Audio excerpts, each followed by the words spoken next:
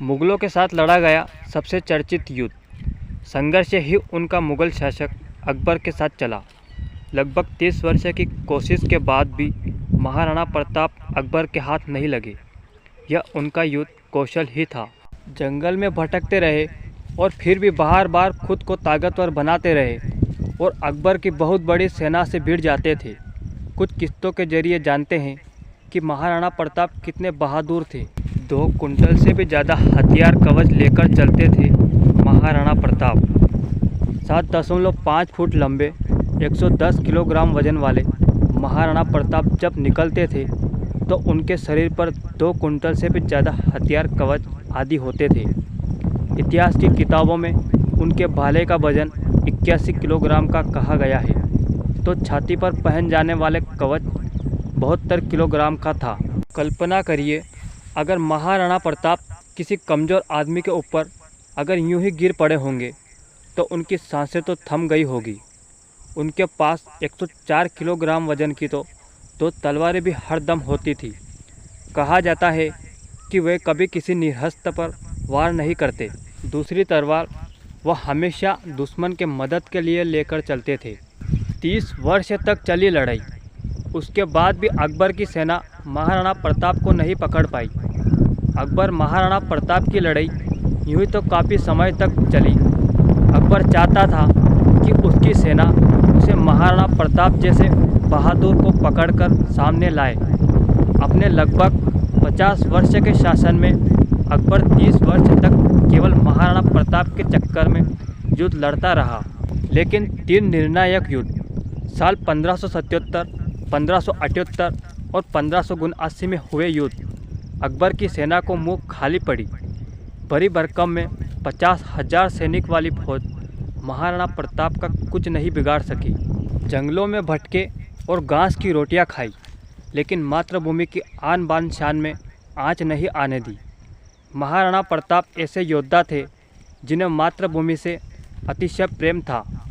अकबर से युद्ध के दौरान अनेक मौके ऐसे आए जब उन्हें तकलीफ में रहे।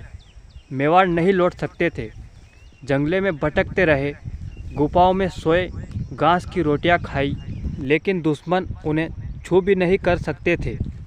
अकबर के स्वप्न में भी महाराणा प्रताप आते थे और वह चौंक कर उठ जाता था। 32 वर्ष की उम्र में बने थे मेवाड़ के शासक। 9 जून 1540 को जन्मे इस वीर योद्धा ने महज 32 वर्ष की उम्र में मेवाड़ की सत्ता संभाली थी। देखते ही देखते उनका यश बढ़ता गया और अकबर के निशान पर आ गए। वे धर्मपरायण शासक थे। युद्धबंदी महिलाओं को वे पूरे सम्मान से वापस लौटा देते थे। उनकी सतायता यह अकबर भी रोया था।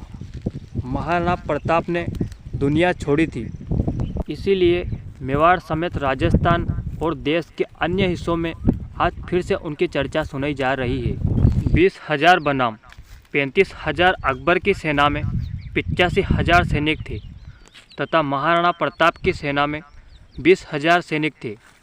फिर भी मुगल सेना हल्दीघाटी के युद्ध में खेत में रही। इतिहास की किताबें में दर्ज है कि इस युद्ध में मेवाड़ के 1600 सैनिक शहीद हुए, तो मुगल सेना में करीब 78 मारे गए, कई सैकड़ों घायल हुए। इस युद्ध में महाराणा प्रताप खुद घायल हुए, लेकिन मुगल सेना उन्हें पकड़ नहीं सकी। चेतक और महाराणा प्रताप जिस घोड़े पर सवारी करते थे उसे चेतक के नाम से जाना जाता है। चेतक भी खूब बहादुर था। ठीक अपने स्वामी की तरह हल्दीघाटी के युद्ध में घायल होने के बाद जब चेतक महाराणा प्रताप को लेकर चला तो उसके पीछे मुगल सैनिक भी भागे थे। सामने एक चौड़ा नाला आ गया। उसकी चौड़ाई करीब 26 फुट थी। फिर भी चेतक उस नाले से निकलकर भाग गया, लेकिन मुगल सेना का कोई भी घोड़ा उस नाले को पार नहीं कर पाया। तो चलिए आज की वीडियो यहीं पे समाप्त करते हैं, क्योंकि वीडियो काफ़ी लंबी हो जाएगी, इसीलिए इस वीडियो को यहीं पे समाप्त करते हैं। मिलते हैं अपन नेक्स्ट वीडियो में। जब तक बने रहें आप हमारे चैनल के साथ। अगर चैनल पर नए हो तो चैनल सब्सक्राइब ज़रूर करें।